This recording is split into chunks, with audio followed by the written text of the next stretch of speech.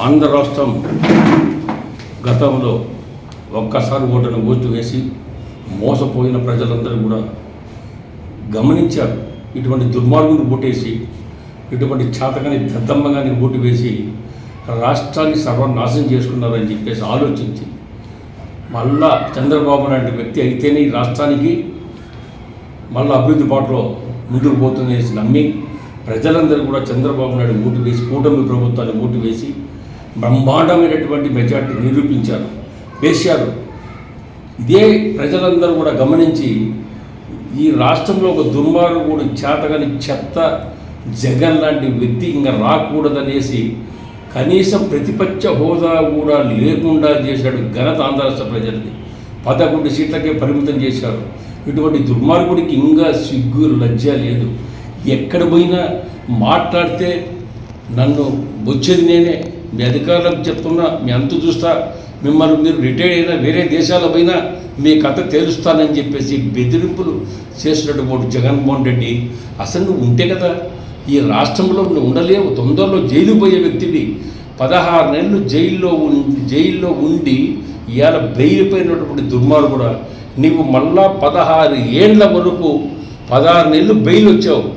రాబో రోజుల్లో 16 సంవత్సరాలు జైల్లో ఉండి కుంగి కుచించి అల్లాడిపోయే పరిస్థితి వచ్చేది తొందరలో నీకు ఉంది. మళ్ళా సిల్వర్ బొచ్చెలో అన్నం తినే పరిస్థితి నీకు ఉంది తొందరలో. మద్యం స్కామ్, ఇసుక స్కామ్, రాష్ట్రంలో ఉన్నటువంటి దివాలా తీయించి ప్రజల సొమ్ము దోచుకున్న ఓ దుర్మార్గుడా, ఈరోజు మళ్ళా ముఖ్యమంత్రి అవుతావా నీవు? నీ మీద 44,000 కోట్ల రూపాయలు ఈడీ అటాచ్మెంట్ ఉంది. దేశద్రోహి నీవు, దేశద్రోహిలో నెంబర్ 1. ఈ రాష్ట్రం ఎలా దివాలా ఎత్తిందంటే, రాష్ట్రం సర్వనాశనం అయిందంటే నీ వల్ల కాదు అడుగుతున్నా. ఒక చేతగాని ముఖ్యమంత్రిగా పనిచేశావు, చేతగాని దద్దమ్మగాని ఒక చెత్త ముఖ్యమంత్రిగా పనిచేశావు.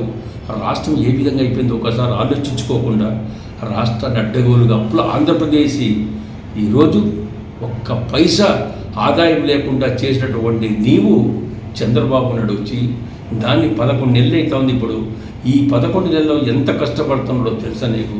ఎప్పుడు కూడా రేయి పగళ్ళు కష్టపడి ఈ రాష్ట్రాన్ని అభివృద్ధి బాటలో తీసుకుపోవాలి, పరిశ్రమలు తేవాలి, ప్రజలకు సౌకర్యార్థం వాళ్ళ పిల్లలు చదివించండి, పిల్లలకు ఉద్యోగ అవకాశాలు కల్పించాలి అనే ఉద్దేశంతో ఎప్పుడు ఢిల్లీకి పోయినా అక్కడ ఉన్నటువంటి కేంద్ర మంత్రులు కలిసడము, అభ్యర్థించడము, రాష్ట్రానికి నిధులు తేవాలనే తాపాత్రయంతో ఆయన ఢిల్లీకి పోవడం జరుగుతుంది.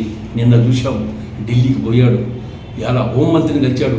సుమారుగా 12 గంటల్లో ఒక్క నిమిషం వ్యవధి వేస్ట్ చేయకుండా 8-9 మంది కేంద్ర మంత్రులతో కలిసి మాట్లాడి రాష్ట్ర పరిస్థితి వివరించి, రాబో రోజుల్లో రాష్ట్రంలో అభివృద్ధి చెందాలి, మీ సహాయ సహకారాలు కావాలి, కేంద్రం మాకు అనుకరించి మాకు కావాల్సిన నిధులు ఇచ్చి మమ్మల్ని కాపాడాలని, రాష్ట్రంలో అడ్డదోళ్ళుగా నాశనం అయ్యే రాష్ట్రాన్ని కాపాడే బాధ్యత కేంద్రం తీసుకోవాలని చేసి 12 గంటలు ఇంత వ్యవధి ఒక్క నిమిషం సెకండ్ లేకుండా ఇట్లా పనిచేసేటటువంటి ముఖ్యమంత్రి ఈ భారతదేశంలో ఎవరున్నారని అడుగుతున్నా. చంద్రబాబు నాయుడు కేవలం కష్టపడేందుకు రాష్ట్ర అభివృద్ధి చెందాలి. ఈరోజు 5,00,000 కోట్ల రూపాయలకు ఈరోజు పరిశ్రమలు వచ్చే పరిస్థితి కానొస్తుంది తొందరలో. ఈ 11 నెలల్లో నీ జీవితంలో ఎప్పుడైనా చేసావా? ఉన్న పరిశ్రమలు పెంచకుండా పోయే పరిస్థితి తెచ్చావు. నువ్వు ప్యాలెస్లు కూర్చొని జల్సాలు చేసుకుంటూ రాష్ట్ర ప్రజలను పట్టించుకోలేకుండా నాశనం చేసాడు బాబు జగన్మోహన్ రెడ్డి. ఇప్పుడన్నా సిగ్గు తెచ్చుకో. ఈరోజు చంద్రబాబు ఇన్ని పరిశ్రమలు తెస్తుంటే, ఇన్ని ఫండ్స్ తెస్తుంటే ఇవాళ పోలవరం పూర్తిగా వస్తుంది, అమరావతి పూర్తి చేస్తున్నారు, ఎన్నో ప్రాజెక్టులు తెస్తున్నాడు. ఇవాళ కర్నూలు జిల్లాలో వచ్చినటువంటి ఎన్నో పరిశ్రమలు వస్తున్నాయి. ఇవాళ అనంతపురం కానీ కర్నూలు కానీ ఎన్నో పరిశ్రమలు వస్తున్నాయంటే ఇవన్నీ వస్తే అది నీకు సంతోషపడాలన్నా లేకపోతే అసూయపడాలన్నా? ఇది కేవలం చంద్రబాబు నాయుడు 11 నెలల్లో ఇన్ని పరిశ్రమలు తెస్తున్నాడు, ఇంత పెద్ద మొత్తాలు చేసి ప్రాజెక్టు పూర్తి చేసే పని చేస్తున్నాడు. అసూయపడుతున్నావా? అసూయపడద్దయ్యా, దయచేసి నీవు అసూయ పడే ఇవాళ ఈ రాష్ట్రానికి వచ్చావు దుర్మార్గుడా. అసలు నువ్వు ఎందుకు అసూయపడుతున్నావు? ఒక రాష్ట్రం బాగుపడుతుంటే, ప్రజలు బాగుపడుతుంటే నువ్వు సంతోషించాలి. కానీ నీవు ఎప్పుడు కూడా ఏడిపే. నీ దమ్ముంటే జైలు వేసుకో, నీ దమ్ముంటే లోపలేసుకో, చేతైతే నేసేయటం చెప్పకుండా చంద్రబాబు చెప్పాల్సిన అవసరం లేదు.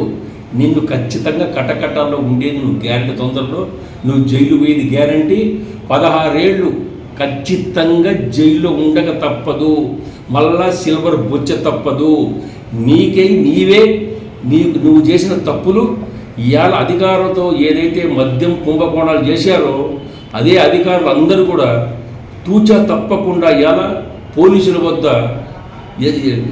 వద్ద వాళ్ళు క్లియర్ కట్గా ఇది జగన్మోహన్ రెడ్డి చేయమంటే నేను చేశాం వాళ్ళ బంధువులు చేయమంటే చేశాం ఈ డబ్బంతా జగన్మోహన్ రెడ్డి పోయిందని చెప్పేసి క్లుప్తంగా చెప్పడం జరిగింది ఇంత క్లియర్ కట్గా నీ మీద సాక్ష్యాలు ఉంటే ఇంక ఎక్కడి నుంచి తప్పుకోబోతావు దుర్మార్గుడు నీకు తప్పదు జైలు నీకు 100% తప్పదు అందుకే కుళ్ళిపోతున్నావు కృషించిపోతున్నావు రోజు మానసికంగా అల్లాడిపోతున్నావు ఏ గంటలో ఏం మాట్లాడుతో తెలియదు ఆఫీసుల మీద పడతావు అడ్డదుడ్డంగా ముఖ్యమంత్రి చంద్రబాబు నాయుడు మీద పడతావు లోకేష్ మీద పడతావు పవన్ కళ్యాణ్ మీద పడతావు నీవు ఎన్ని పన్నా దుర్మార్గుడా నువ్వు పోయక తప్పదు ఇలాంటి వాటి నీచుడు దుర్మార్గుడు ఇలాంటి చాతగాని చెత్తగాడు ఈ రాష్ట్రంలో ఉండకూడదని చెప్పి ప్రజలందరూ కూడా నిర్ణయించుకున్నారు ఇవాళ ప్రభుత్వం కూడా ఏ పోలీసు అధికారులు కూడా ఇటువంటి దుర్మార్గులు ఉంటే కన్నా రాష్ట్రం నాశనం అయిపోతుందని చెప్పేసి క్లియర్ కట్గా తేలిపోయింది నీవు మద్యం ఇసుకలో మాఫియాలో క్లియర్ కట్గా నీ చెయ్యింది